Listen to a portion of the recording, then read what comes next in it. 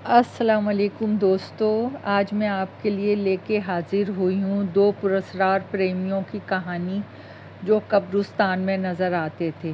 وہ پراسرار پریمی اس روز انہیں ایک بار پھر قبرستان میں ایک نوجوان لڑکی اور ایک لڑکا نظر آئے تھے۔ وہ قبروں کے بیچ ایک چبوترے پہ آمنے سامنے بیٹھے ہوئے تھے، آپس میں باتیں کرتے دکھائی دے رہے تھے۔ یہ کوئی پہلا واقعہ نہیں تھا، اس سے پہلے بھی کئی بار یہ پریمی جوڑا اسی طرح نظر آیا تھا۔ پہلی بار جب دو گورکنوں کو ایک لڑکی اور ایک لڑکا قبرستان کے درمیان بیٹھے نظر آئے تو انہوں نے یہی سمجھا کہ کسی مرنے والے کے لواحقین کین ہیں اور اپنے عزیز کی قبر پہ فاتحہ پڑھنے آئے، لیکن جب انہوں نے غور کیا تو وہ فاتحہ نہیں پڑھ رہے تھے بلکہ ان کی توجہ کا مرکز کوئی قبر بھی نہ تھی۔ انہوں نے ایک دوسرے کا ہاتھ پکڑ رکھا تھا اور آنکھوں میں ڈالے ایک دوسرے کو دیکھ رہے تھے۔ ارے یار، یہ تو کوئی پریمی جوڑا نظر آتا ہے۔ ہاں، دوسرے گورکن نے اپنے ساتھی کی تائید کی۔ اگر قبر پہ فاتحہ خوانی کے لیے آتے تو کسی قبر کی طرف ان کا رخ ہوتا اور ہاتھ دعا کے لیے اٹھے ہوتے، اور دن کا وقت ہوتا۔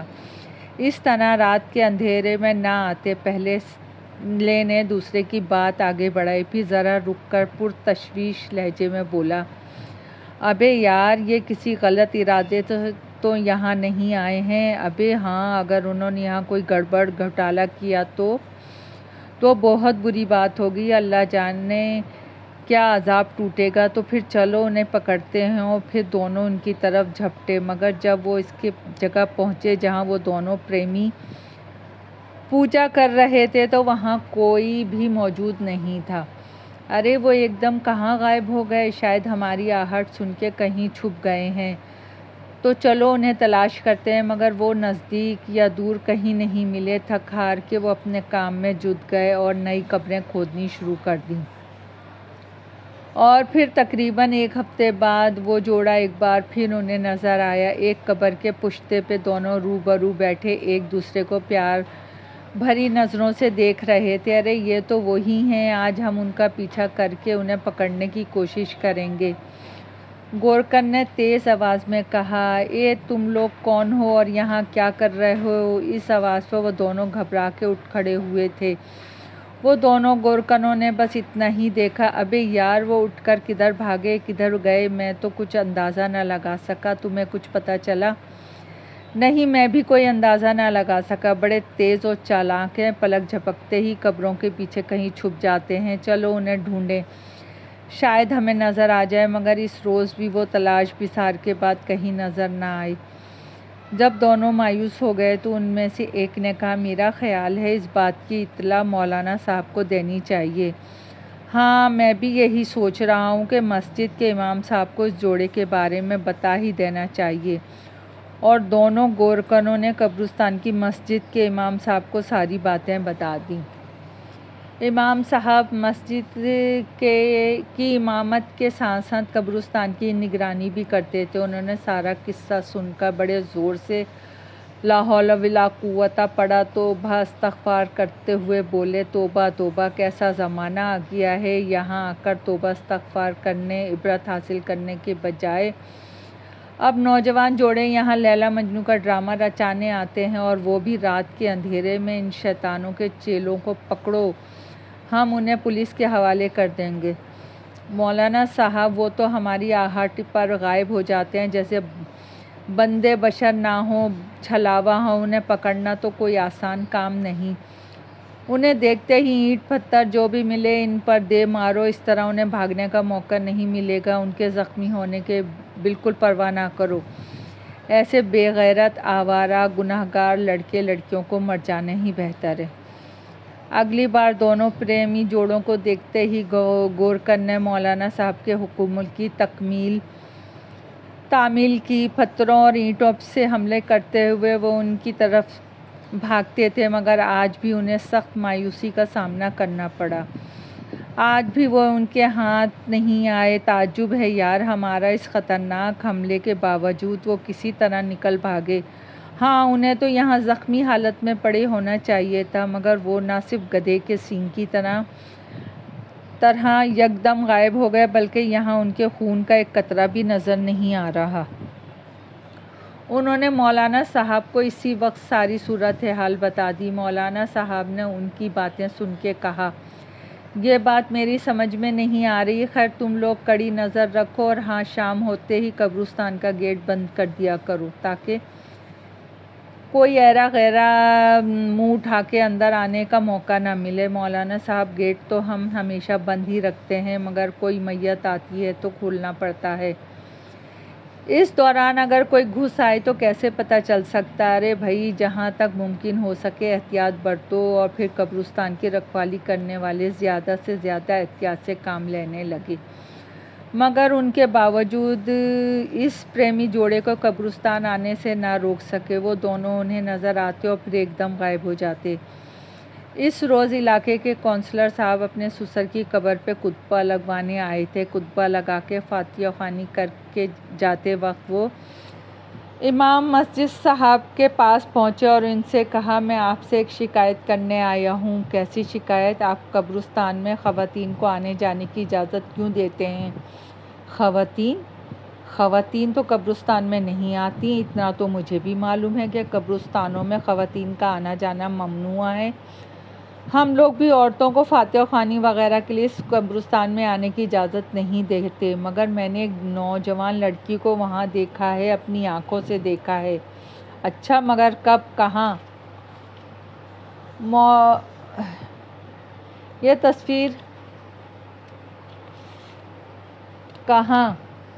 صاحب کے کان کھڑے ہو گئے۔ ابھی میں نے جب اپنے سسر کی قبر پہ خطبہ لگانے کے لیے آیا تھا تو میں نے کچھ فاصلے پہ ایک جوان لڑکی کو ایک نوجوان لڑکے کے ساتھ قبر کے قریب دیکھا۔ مولانا صاحب کونسلر صاحب کی بات سن کے کچھ ڈر سے گئے اور سوچنے لگے، مجھے کچھ چھپانا نہیں چاہیے، جو حقیقت ہے بتا دینا چاہیے، ورنہ اگلا یہی سمجھے گا کہ مجھے سچ سچ بتا دیجیے۔ انہیں سوچتا ہوا دیکھ کر کونسلر نے ٹوکا، اگر آپ کی کوئی کوتاہی بھی ہوگی تو میں آپ سے کوئی باس پرست نہیں کروں گا اور کسی تک یہ بات پہنچنے نہیں دوں گا۔ آپ جو کچھ سوچ رہے ہیں ایسی کوئی بات نہیں، مولانا صاحب نے سنبھل کر کہا۔ بات دراصل یہ ہے، کہتے ہوئے انہوں نے پریمی جوڑے کی اصل کتھا سنا دی اور اس کے بعد کہا، اگر آپ کو میری بات پہ یقین نہ آئے تو آپ خود گورکنوں سے مل کے اس کی تصدیق کر لیں۔ اور پھر کونسلر صاحب نے گورکنوں سے اس ضمن میں پوچھ گچھ کرنے میں بھی گریز نہیں کیا۔ اس کے بعد مولانا صاحب بولے، یہ کسی بھی طور اچھی بات نہیں کہ قبرستان جیسی جگہ پہ کوئی نوجوان جوڑا آ کے محبت کا ناٹک رچائے۔ یہ تو عبرت سرائے ہے، دوہرا ہے، یہاں تو آ کر لوگ دنیا داری کو بھول جاتے ہیں، عاقبت کو یاد کرتے ہیں، مگر یہ کیسا بگڑا ہوا گمراہ جوڑا ہے کہ قبرستان کو لا اسپاٹ کے طور پہ استعمال کر رہا ہے۔ ہماری طرف سے تو وہ جہنم میں جائیں، ہمیں اس کی کوئی فکر نہیں، ہمیں تو اس جگہ کے تقدس کی فکر ہے۔ اس کی طہارت کو برقرار رکھنے کے لیے انہیں رنگے ہاتھوں پکڑ کے کفر کردار تک پہنچانا ضروری ہے۔ آپ نے اس سلسلے میں کیا سوچا، کیا فیصلہ کیا؟ مولانا صاحب نے سوال کیا۔ میں یہاں پولیس کی ڈیوٹی لگوا دوں گا، 24 گھنٹے پولیس موجود رہے گی اور تمام آنے جانے والوں پہ کڑی نظر رکھے گی، اس پر پریمی جوڑے کو گرفتار کرنے کی ہر ممکن کوشش کرے گی۔ اور پھر جب اس سلسلے میں کونسلر صاحب نے علاقے کے تھانے دار سے رجوع کیا تو وہاں سے پولیس کی نفری تعینات کرنے سے پہلے تھانے دار صاحب کونسلر کے ساتھ قبرستان آ دھمکے اور مولانا صاحب سے الٹی سیدھی ہانکنے لگے۔ مثلاً آپ لوگ قبرستان کی چوکیداری کے لیے کسی چوکیدار کو بندوبست کیوں نہیں کر لیتے؟ گیٹ پہ اگر کوئی چوکیدار موجود ہوگا تو تھانے دار جی، مولانا صاحب نے قطعی کلامی کرتے ہوئے کہا، ہمیں کبھی اس بات کا خطرہ لاحق نہیں ہوا کہ قبروں سے مردے نکل کے بھاگ جائیں گے یا چور اچکے ڈاکو یہاں ڈیرے ڈالنے آئیں گے، پھر ہم گیٹ پر کیوں چوکیدار بٹھائیں؟ کونسلر صاحب نے انہیں خاموش کرواتے ہوئے تھانے دار سے کہا، قبرستان میں کسی طرح کوئی خطرہ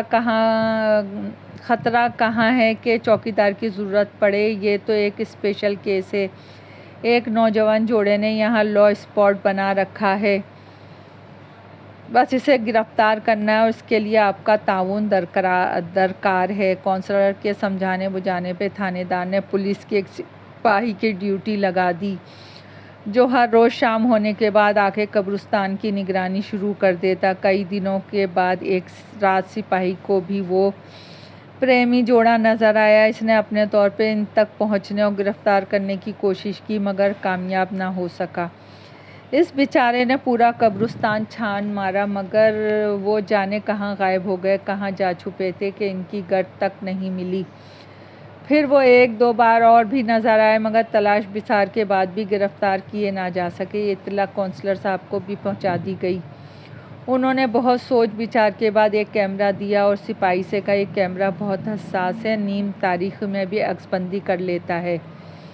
اب تم انہیں دیکھو تو چپکے سے ان کی تصویر کھینچ لو۔ اس سے کیا ہوگا؟ اس سے ان کی شناخت تو ہو سکے گی کہ کون ہیں، کہاں سے آئے ہیں۔ اگلی بار پریم بیچاری نظر آئے تو سپاہی نے بڑی خاموشی سے ان کی تصویر کھینچ لی مگر تصویر بے حد دھندلی تھی، واضح طور پہ کچھ نظر نہیں آ رہا تھا مگر کونسلر صاحب اس صورتحال سے مایوس نہیں ہوئے۔ انہوں نے جدید اور حساس ٹیکنالوجی کی مدد سے تصویر کو واضح صورت میں منتقل کروا لیا اور ان کی کاپیاں بنوا لیں۔ تھانے دار نے ان تصویروں کو دیکھا تو بولا، ایسا لگتا ہے جیسے انہیں کبھی دیکھا ہے مگر کب، کہاں، یہ یاد نہیں آ رہی۔ یاد کیجئے، ویسے بھی خود بھی کچھ دیگر لوگوں سے ان کے بارے میں معلومات حاصل کرنے کی کوشش کروں گا۔ اور پھر کونسلر صاحب نے اپنے حلقہ احباب اور ملنے جلنے والوں کو پریمی جوڑے کی تصویریں دکھا کے ان کے بارے میں پوچھ گچھ شروع کر دی۔ کئی دنوں کے بعد ایک صاحب نے اپنے ذہن پہ زور دیتے ہوئے کہا، ارے یہ تو ان دونوں کی تصویریں ہیں جن کی محبت بھری داستان کچھ عرصے پہلے کئی دنوں تک اخباروں میں چھپتی رہی تھی۔ کیا داستان تھی، کچھ یاد ہے آپ کو؟ انہوں نے سوچتے ہوئے کہا، جہاں تک مجھے یاد ہے کچھ اس قسم کی کہانی تھی کہ لڑکی کے والدین نے یہ الزام لگایا تھا کہ لڑکا لڑکی کو لے کے فرار ہو گیا۔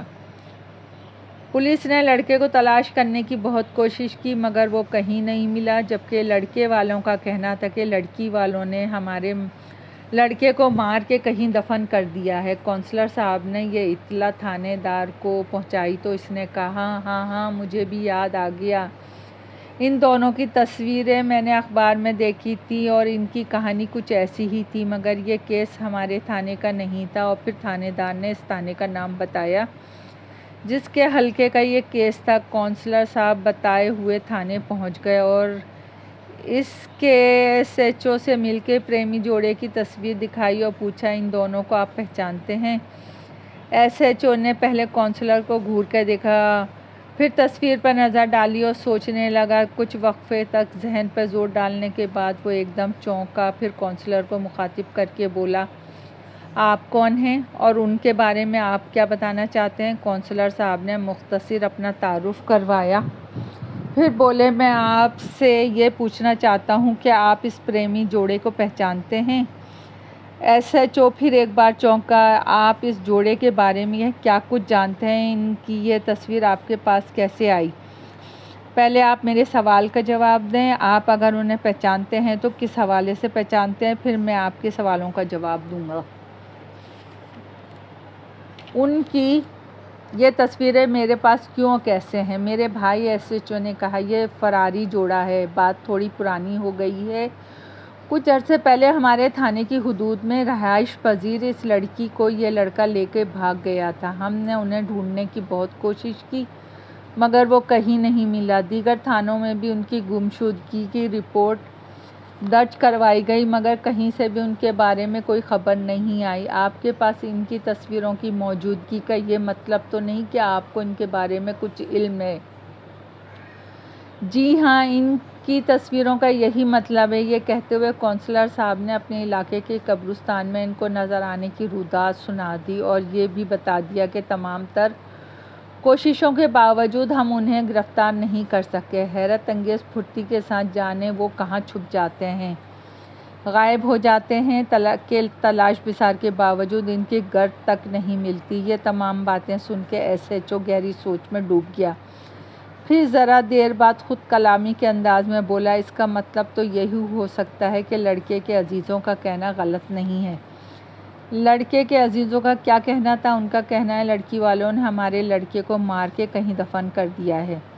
اور لڑکی کے بارے میں ان کا ان کا کیا خیال تھا لڑکی کے بارے میں انہوں نے کھل کر کچھ نہیں کہا، مگر تصویر میں دونوں کے ساتھ نظر آنے کا مطلب یہی ہے کہ لڑکی کو بھی انہوں نے مار دیا ہوگا۔ اس امکان کو رد نہیں کیا جا سکتا، کیونکہ غیرت کے نام پہ مشتعل ہونے والے نہ اپنا دیکھتے ہیں نہ بیگانہ۔ میں بھی اس نتیجے پہ پہنچا ہوں کہ دونوں کو بڑی خاموشی کے ساتھ مار دیا گیا ہے، اور اس راز پہ پردہ ڈالنے کے لیے ان کی تدفین اپنے علاقے کے قبرستان کی بجائے دور دراز کے قبرستان میں کی گئی ہے۔ تو پھر انہیں گرفتار کب کر رہے ہیں جنہوں نے انہیں قتل کیا؟ ٹھوس ثبوت کے بغیر محض مقروضوں پہ ہم کسی کو گرفتار نہیں کر سکتے۔ ہاں، اب آپ کی فراہم کردہ اطلاع کی بنیاد پہ ہم تفتیش کارروائی کا نئے سرے سے آغاز کریں گے اور دیکھیں گے کہ ان کا قاتل کون ہے۔ اس بات کا بھی امکان ہو سکتا ہے کہ لڑکے والوں نے ہی یہ جرم کیا ہو، اور پھر ایس ایچ او نے اپنی تفتیش کا آغاز لڑکی والوں کے گھر سے کیا۔ آپ لوگ تو یہ سوچ رہے ہوں گے کہ آپ کے درج کرائے ہوئے کیس پر ناکام ہو کے ہم چپ کے بیٹھ گئے، مگر ایسا نہیں ہے۔ ہماری تفتیش جاری رہی اور ہم نے بالآخر ان کا سراغ لگا لیا ہے۔ اچھا، کہنے والوں کے چہرے پہ بجائے خوشی کے خوف کا سایہ ایس ایچ او کی نظروں سے پوشیدہ نہ رہ سکا۔ کہاں ہیں وہ؟ کیا انہیں گرفتار کیا گیا ہے؟ فی الحال گرفتار تو نہیں کیا گیا، مگر یہ کہنا غلط نہیں ہوگا ہماری دسترس سے دور نہیں۔ ہم جب چاہیں انہیں منظر عام پہ لا سکتے ہیں۔ یہ کہتے ہوئے پریمی جوڑے کی تصویر ان کے سامنے رکھ دی۔ اس تصویر سے آپ اندازہ لگا سکتے ہیں کہ ہم ان کے کس قدر قریب پہنچ گئے ہیں۔ تصویر تو ثمینہ اور سجادی کی ہے، مگر لڑکے کا بھائی شاکر علی مگر یہ کہہ کے رک گیا۔ وہ عجیب گو مگو کیفیت میں تھا۔ تفتیشی افسر نے اسے ٹوکا۔ مگر کیا؟ مگر یہ اس کی پرانی تصویریں ہو سکتی ہیں۔ کیا بکواس کر رہے ہو؟ اس کے باپ ذاکر علی نے اسے ٹوکا۔ یہ ان کی نئی تصویریں ہیں۔ جب ہی تو وہ اتنے یقین سے کہہ رہے ہیں کہ وہ ان کی دسترس سے دور نہیں۔ پھر وہ ایس ایچ او سے مخاطب ہو کے بولا، اگر وہ لوگ آپ سے اس قدر قریب ہیں تو انہیں گرفتار کیوں نہیں کرتے؟ آخر اس میں آپ لوگوں کی کیا حکمت عملی ہے؟ ایس ایچ او دل ہی دل میں مسکرا رہا تھا۔ نا تجربے کار بیٹے کی بات پہ تجربے کار باپ نے جس طرح پردہ ڈالنے کی کوشش کی، اس سے اس بات کا اندازہ لگانا مشکل نہیں تھا کہ دال میں کچھ کالا ضرور ہے۔ ذاکر علی نے اپنی آگے بات بڑھاتے ہوئے کہا، آپ کو اندازہ نہیں ہم اپنی بچی کے لیے کس قدر پریشان ہیں۔ ہمیں اندازہ ہے کہ آپ لوگ بے حد پریشان ہیں، لیکن ہم حیران ہیں کہ آپ لوگ ایسا فیصلہ کیوں کرتے ہیں کہ بعد میں شادی ایسی پریشانی لاحق ہو۔ کیسا فیصلہ؟ اس تصویر سے صاف ظاہر ہے کہ دونوں ایک دوسرے سے بے حد محبت کرتے ہیں۔ پھر انہیں ایک دوسرے سے علیحدہ رکھنے کا فیصلہ آپ لوگوں نے کیوں کیا؟ جب دونوں ایک دوسرے کو پسند کرتے تھے تو ان کی شادی کیوں نہیں کی؟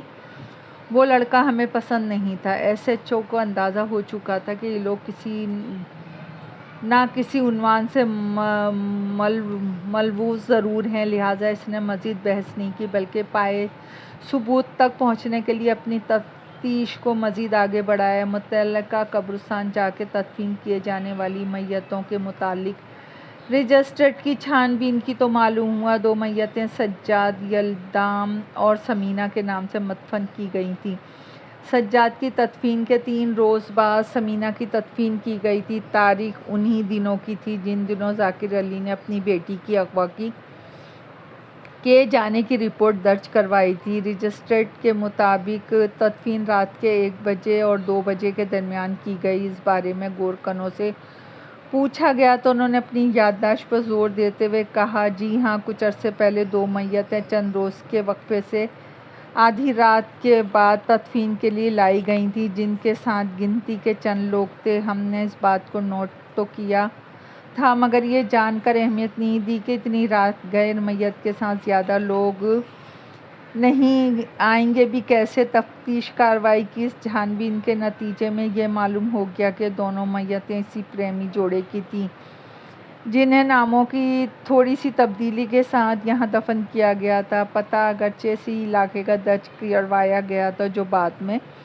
غلط ثابت ہوا۔ جب یہ بات پائے ثبوت کو پہنچ گئی کہ جس فراری جوڑے کا کیس درج کروایا گیا تھا انہیں حقیقت میں مار کر دفن کر دیا گیا ہے تو ملزم یا ملزموں کو قانون کے شکنجے میں جکڑنے کی تدبیریں سوچنے لگے۔ سجاد کے گھر والے اور اس کے دوستوں سے بھی پوچھ گچھ کی گئی۔ سجاد کے عزیز اپنے پرانے موقف پہ قائم تھے کہ اسے ثمینہ کے گھر والوں ہی نے قتل کیا ہے اور اس جرم پر وہ پردہ ڈالنے کے لیے اس پر ثمینہ کے اغوا کا کیس درج کروا دیا ہے۔ اس کے دوستوں کا بھی یہی کہنا تھا کہ اگر وہ ثمینہ کو لے کے کہیں فرار ہوتا تو اب تک ہم سے ضرور رابطہ کرتا۔ وہ ثمینہ کو دیوانگی کی حد تک چاہتا تھا اور اس کے بارے میں ہمیں ہر بات بتاتا تھا۔ وہ جب آپ لوگوں سے آخری بار ملا تو کچھ یاد ہے اس نے ثمینہ سے متعلق کیا بات کہی تھی؟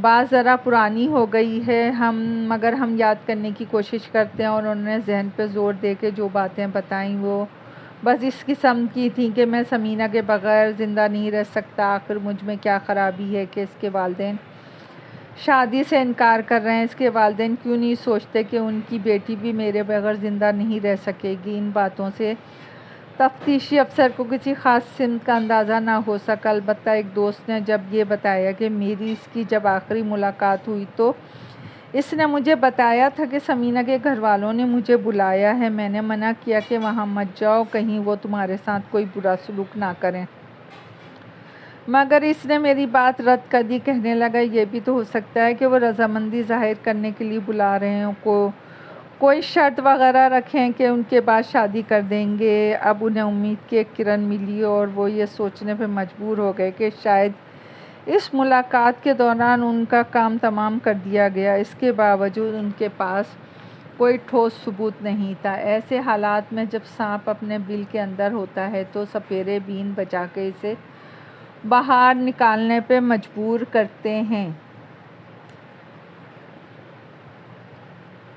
تفتیشی عملے نے بھی ثبوت کے حصول کے لیے ایک ڈرامہ رچانے کا فیصلہ کیا۔ ذاکر علی کے گھر جا کے انہوں نے خاندان کے تمام چھوٹے بڑے افراد کو اپنے سامنے جمع کیا اور انہیں مخاطب کر کے کہا، آپ لوگوں کا اصرار تھا نا کہ جب فراری جوڑا ہمارے دسترس سے باہر نہیں تو ہم اسے گرفتار کیوں نہیں کرتے؟ تو کیا وہ گرفتار کر لیے گئے ہیں؟ کہاں ہیں وہ اس وقت؟ کیا تھانے کے لاک اپ میں ہیں؟ بیک وقت کیے جانے والے ان سوالوں کے جواب میں کہا گیا، جی نہیں، وہ اب بھی وہیں ہیں جہاں اکثر نظر آتے ہیں۔ کہاں ہیں؟ کہاں نظر آتے ہیں؟ جہاں آپ لوگوں نے انہیں مار کے دفن کیا تھا، اسی قبر میں۔ باپ بیٹے نے بیک وقت احتجاج کے لیے منہ کھولا ہی تھا کہ خاتون خانہ ایک دم پھٹ پڑی تھیں۔ میں نے کہا تھا نا کہ تم لوگوں کا یہ جرم نہیں چھپ سکے گا، اسے مار پیٹ کے بھگا دو، جان سے نہ مارو، مگر تم نے میری بات کو کوئی اہمیت نہیں دی۔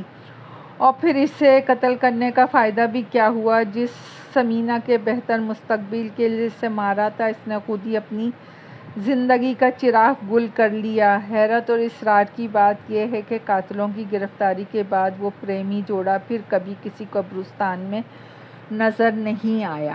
دوستو، کہانی پسند آئی ہو تو لائک اور سبسکرائب کیجیے۔ آپ کی دعاؤں کی طلبگار۔